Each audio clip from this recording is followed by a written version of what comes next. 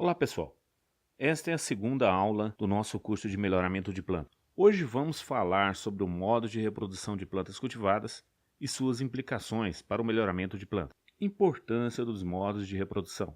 É importante estudar os nossos modos de reprodução e propagação de plantas, pois essas influenciam no processo de melhoramento de plantas. Os modos de reprodução irão influenciar os métodos de melhoramento que serão utilizados, os tipos de cultivares que serão produzidos e a forma como sementes e mudas de cultivares serão distribuídas. Além disso, a manutenção da variabilidade de uma determinada espécie serão influenciadas pelos modos de reprodução.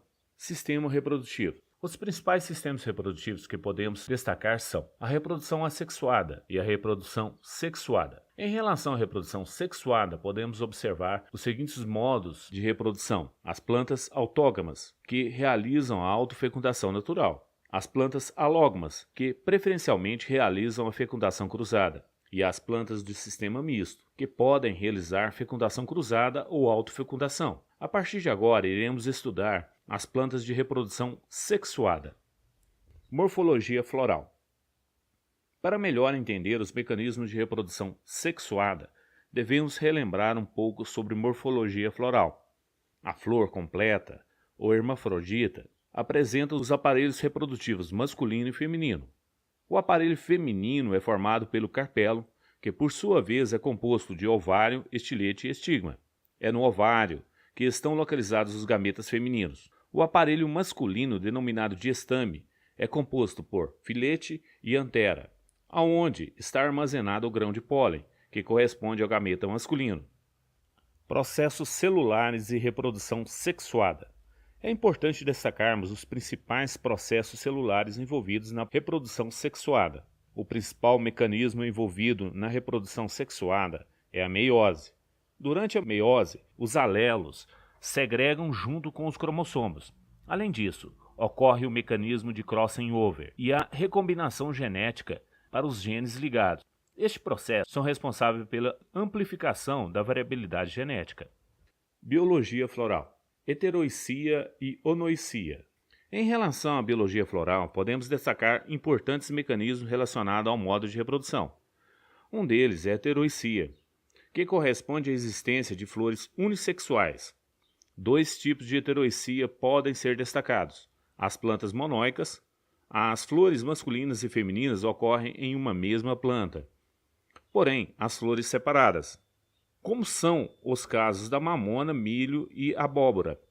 Em plantas dioicas, as flores masculinas e femininas ocorrem em plantas separadas, como é o caso do mamoeiro e do espinafre. A heteroicia é um mecanismo que determina a fecundação cruzada. A homoicia corresponde ao caso em que as flores hermafroditas ou completas, pois apresentam órgãos masculinos e femininos em uma mesma flor. Como exemplos, podemos destacar a soja e o feijão e o trigo. A homoicia é um mecanismo que determina a autofecundação. Biologia floral. Maturação. Em relação à maturação, podemos citar a dicogamia e a homogamia. A dicogamia corresponde à maturação diferencial dos órgãos masculinos e feminino. A homogamia corresponde à maturação simultânea dos órgãos florais e é um mecanismo que favorece a autofecundação. Pode-se deduzir que a maturação diferencial é um mecanismo que favorece a fecundação cruzada. A protogenia corresponde à maturação anterior do estigma, como é o caso da atemoia e da pinha. A protandria corresponde à maturação anterior das anteras, como é o caso do abacate e cenoura. Biologia floral. Antese floral.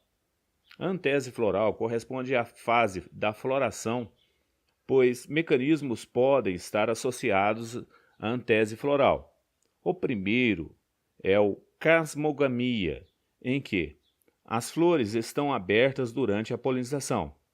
O mecanismo de cleistogamia corresponde ao fenômeno em que a polinização ocorre com as flores fechadas, antes da antese. Nesse caso, é favorecida a autofecundação, como é o caso da soja e do tomate. Autoincompatibilidade. Outro interessante fenômeno a ser destacado é a autoincompatibilidade. pode ser definida como a incapacidade de uma planta fértil formar sementes por autopolinização. Portanto, este fenômeno determina a alogamia. A autoincompatibilidade ocorre principalmente devido a interações entre grãos, pólen e tecidos do pistilo receptor. O sistema gametófito é determinado pela interação genômica haploide do grão de pólen e o receptor. O sistema esporofítico é determinado pela interação de tecidos esporofítico da planta doadora com o grão de pólen do receptor. Quando acompanhado de modificações na estrutura floral, o sistema esporofítico é dito heteromórfico, como no caso da logistilia e da brevistilia. A autoincompatibilidade tem impactos importantes no melhoramento do maracujá, do café conilon, por exemplo. Macho-esterilidade. A macho-esterilidade também apresenta papel importante no melhoramento de plantas. Destaca-se o seu uso na produção de sementes híbridas, na hibridação interespecífica e na seleção recorrente de plantas autógonas. A macho-esterilidade consiste na falha da planta em produzir grãos de pólen funcional, devido à ausência ou escassez de grãos de pólen, a existência de plantas com estames mal formados ou a plantas com anteras indehiscentes. De posse do conhecimento necessário a respeito dos modos de reprodução e seus mecanismos determinantes, podemos dar destaque aos sistemas existentes. Plantas autógonas. Podemos classificar as plantas autógonas como aquelas que realizam fecundação cruzada em uma taxa menor de 5%. Os principais mecanismos de determinação da autogamia são a homoicia, a homogamia, a cleistogamia, a autoincompatibilidade. As populações naturais de plantas autógonas correspondem a uma mistura de linhas puras, ou seja, uma mistura de genotipos homozigotos. Em função da autofecundação, espécies autógonas não apresentam depressão endogâmica, devido à rápida eliminação dos alelos deletérios.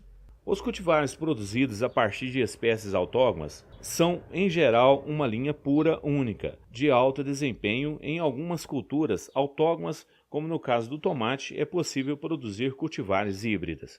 Plantas alógamas.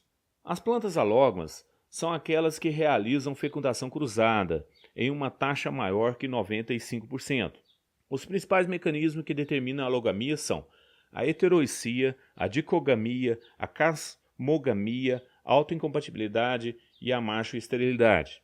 As populações naturais de plantas alógamas correspondem a genótipos de alta heterozigose, ou seja, alta proporção de logos heterozigotos no genoma.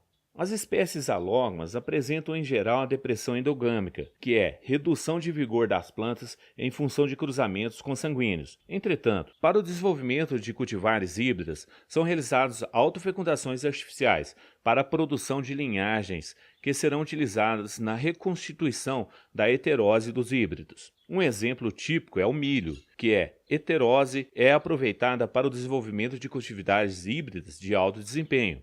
Plantas de sistema misto. As plantas de sistema misto são aquelas intermediárias entre autofecundação e fecundação cruzada, ou seja, as plantas realizam os dois sistemas durante a reprodução. Podemos classificar essas espécies como autógonas com frequente alogamia. Exemplos típicos são o algodão, o sorgo e o café arábica. Para o desenvolvimento de cultivares de espécie com sistema misto, pode-se fazer o uso de linhagens puras ou híbridos. Reprodução assexuada. Na reprodução assexuada, é possível a propagação de genótipos superiores através da obtenção de clones ou propagação vegetativa. Nesse caso, é possível propagar genótipos com alto grau de heterozigose e alto desempenho, assim que identificados em uma população. Essa é uma grande vantagem para o melhoramento de plantas. As cultivares clonais são utilizadas em várias espécies de plantas ornamentais, frutíferas, no eucalipto e café conilon. Várias são as formas de propagação clonal, como estaquia, bulbos, rizoma, estolões e tubérculos. Além disso, em algumas espécies, como os citros e braquiárias, sementes são produzidas sem fecundação, a partir de tecido materno, fenômeno conhecido como apomaxia. É isso, pessoal. Na próxima aula, vamos discutir variabilidade genética e os recursos genéticos que podem ser utilizados em um programa de melhoramento de plantas. Até lá!